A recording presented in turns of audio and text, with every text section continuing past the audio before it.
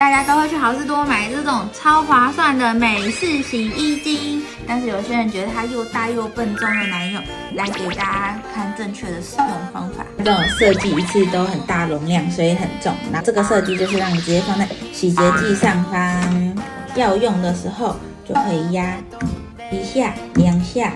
然后就可以直接使用了。或者是你家如果不是滚筒洗衣机，需要这样放在货架上的话，也可以先压你要的分量，然后这样它上面不是有颗数，然后呢，大家通常会直接把它倒进去，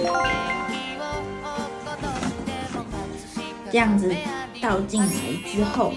不是它旁边杯壁会残留很多吗？杯壁其实不需要倒到它的那个洗洁剂厂，你装完一整盖之后呢，可以直接把它倒进去一起洗。因为它的盖子是软的，所以它其实是可以一起洗出来的。